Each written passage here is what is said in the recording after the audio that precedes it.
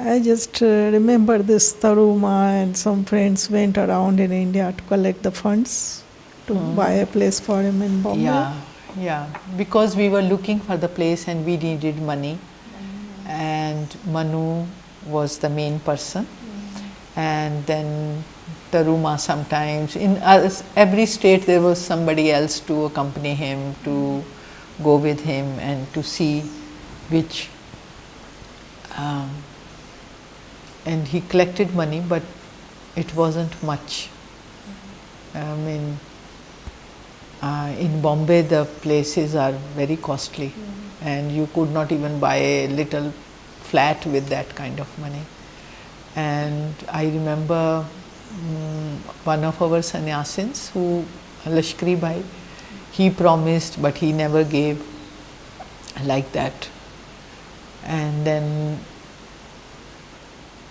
somehow whatever we liked that property, either it was not available or it was in kind of legal problems, and somehow in the end we have to leave that. And we were always, all the time, the invitation from Pune commune was coming, and one day Osho asked me that I'm not well and I'm not going to speak, so for 2 days you go to Pune and see how the ashram is. So I went to Pune, and it was beautiful to see that the trees had grown so high and so tall, and but the ashram looked somehow very, energy was very low, you can say. There was not much joy, and we were used to of Pune 1 days, and for me that was little sad, and the properties were not very well taken care. So I stayed in Chongsu house, Chongsu auditorium. That was, it used to be I think Lakshmi's room. I stayed in that room. The experience was mixed feelings. On one hand, because it was our place and the trees had grown beautifully and it felt lush green, and on the other hand the energy was very low and the buildings were not taken care.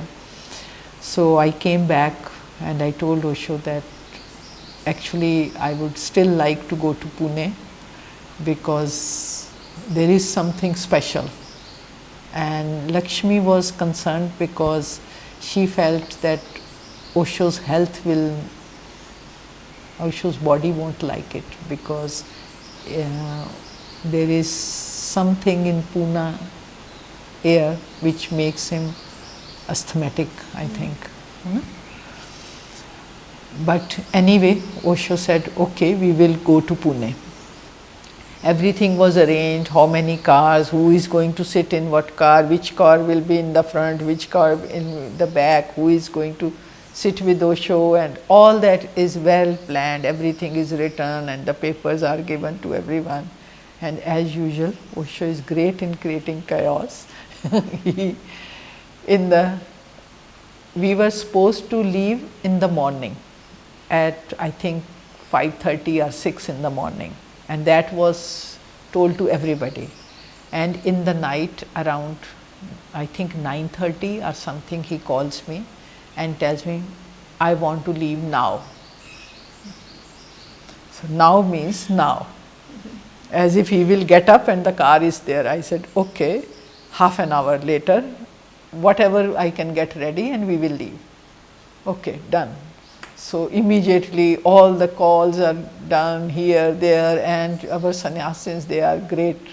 They know when Osho says we have to do it, nothing, no argument. And almost, I will say 90% people came as we had planned. So we reached there in Pune. It was January 87. Yeah, yeah, we reached Pune in the commune, and Osho comes out of the, and in Pune commune also it was like people were told that Osho will be reaching in the morning, and Osho reaches 4 o'clock in the morning, and there also it was half of the people were there. And then I think it was 8 o'clock something, the police commissioner comes of Pune, and we are just here and there getting the suitcases done. We don't know where to go, which room we are going to stay, nothing is planned.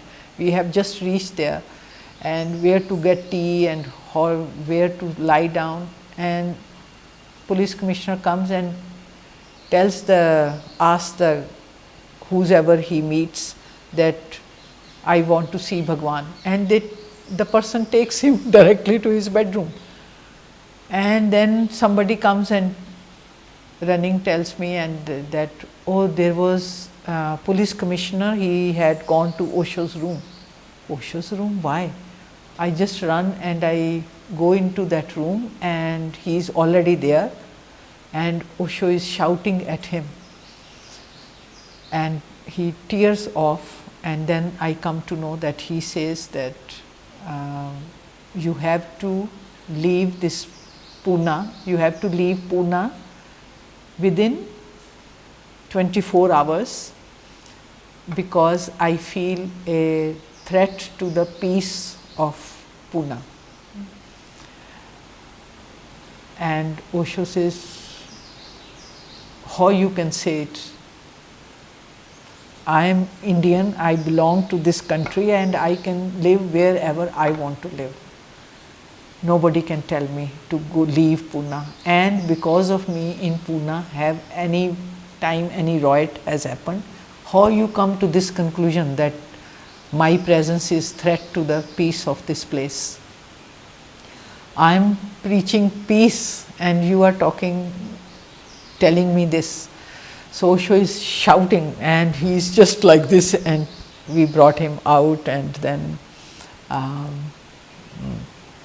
the Thagat, that lawyer, Supreme Court lawyer, he was there and he talked with him and took him out. And then we came to know that actually there were some fanatics waiting at the border of Pune, that they won't let him enter Pune. And they were waiting, thinking that he will start from there at 6 and he will be there around between 8 and 9, and there were people waiting, no car, nothing, and then they come to know that he is already there. He is already in the, and then they went to the police station and did this thing and filed, and the police commissioner came. And then, you know, for so many days Osho was, and we had to contact Ram Jethmalani and take the stay order, and then we had the case going on, and then the police commissioner gave the that he can speak only for 1 hour a day, something like that, and Osho will speak 2 hours definitely. If he has said 1 hour, then it has to be 2.5 hours. And one thing I remember, that because they were very much, police was very much against any foreigners coming and staying in the commune and being in Pune. So there was lot of, you can say, inquiries all the time. The police is coming in to find out if there are Westerners living there, how many people are there, how many Western are there. And when the March festival is coming, that is also interesting too. That Amrito tells me, Amrito, Osho's physician, he tells me that when Osho was in Uruguay, he told us that there will be no special celebrations. every day is a celebration. So no need of having celebration on specific days. So there is no need to prepare for 21st March. I felt so relaxed. I said, great. But I felt I need to ask him. So I asked Osho that I heard that you said this thing in Uruguay, and so for 21st March, do we need for any preparation, for any celebration? He said, of course. There should be at least 3 days celebration, if not 5 in this time. This is the time. Then he talked about the festivals, importance of festivals. He said we should have, now we are in Purna commune. At that time we were in Uruguay, we were just 20-30 people, and there was no, you can say, atmosphere to celebrate, and we could not invite any sannyasins there. So that's why I said there is no need. But now we are in our place, in our commune, and you get your office thing together and create a group of people, team of people who can support you, help you in the work, and prepare for the festival. And from now onwards we will have 5 days festival. If this one, you can have 3 days. And then he talked like when the festival is there, then people get this feeling of okay, these are the days, let's go there. They get pulled by the festivals, and also it is good timing to meet, all the sannyasins can meet each other. And that time he said, this place is meeting place of friends. So I am very new, everything is, lot of work needs to be done, because the construction, the renovation of each building, we started from one building to renovate and getting it ready. And there is no place, he was just coming out in Chongsu auditorium. And I think at that time he has already started twice a day to speak. Yeah. Because there were so many people in Chongsu also, only 400 people could come at a time to sit for, and we were so many. And how we will do the festival? So I asked him that Buddha Hall, we need to get it ready for that. And he said, it's okay, you just make a podium and I will sit there and everybody can come and enjoy that celebration. We created the podium. None of us thought that Osho will come in the morning and the sun will come when there is no shade on him. None of us thought of it.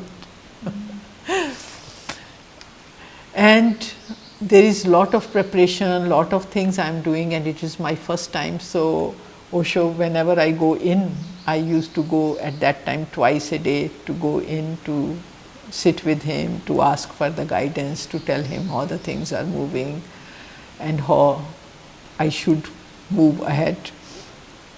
And Osho must have seen that there is anxiety and stress coming in, and he told me that you just enjoy and let it be as the festival goes on. Don't, what he said? Be total in preparation. Don't try to be perfect for that.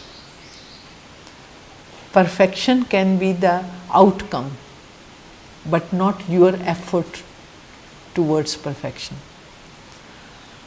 And somehow I got that point that I should be total what I am doing.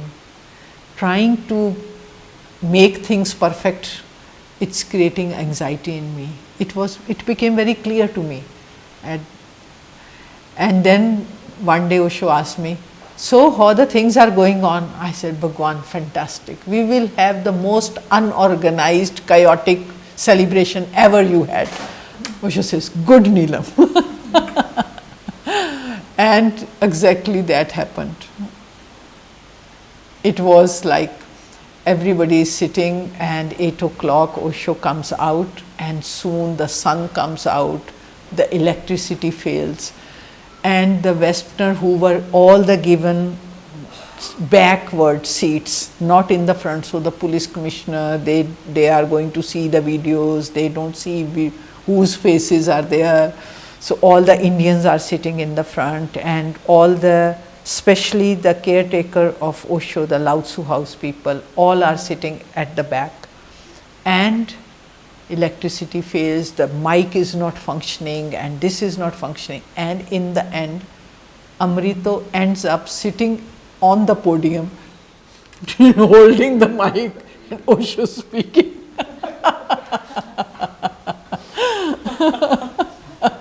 But it was very, very beautiful festival.